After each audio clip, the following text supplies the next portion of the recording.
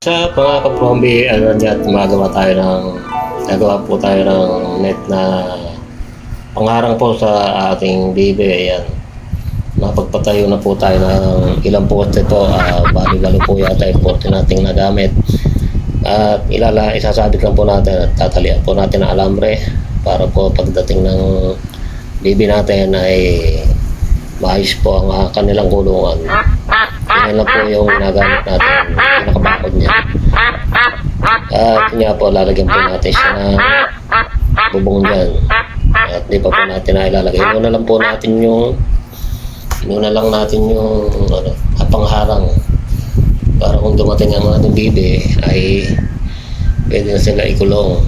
Kaya lang ay medyo kinapos nga po tayo dyan ng net. Kaya inulang tayo sa may gawin ng mangga na yan. Yan po guys. Guys, so gumagawa tayo ng katulong ko po si tatay lambat na ating gagamitin sa kulungan ng medyo malungkit po yan guys. Yan po ang ating gagamiting lambat. Ilalagay sa pawalaan po tayo ng bibe. Tapos lalagyan po natin ang pagyari niya. Medyo mating yung ating kahoy pa iba, lalagyan po natin siya ng silungan kasi may gawin na yan guys, yung lambat na net. Nice.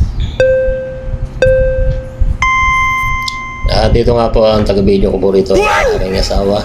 Ayan, tinuturuan ko nga po siya mag-video kasi mahirap yung walang taga-video dahil tayo nagbablog Prambi. Ganito lang po ang buhay dito sa Prambi probinsya guys.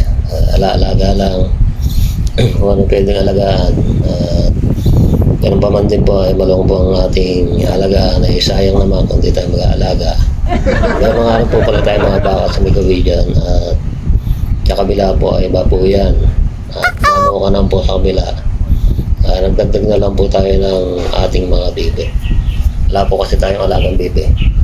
Baka susunod po galaga tayo ostrich. 3, 2, 1. At yan nga guys, binidyo po uli ng asawa ko at turuan ko po siya kung paano mag-video. Kasi pagka nag-video po siya ay putol po lagi ang ulo. Ayan nga po at tinuturuan ko po siya.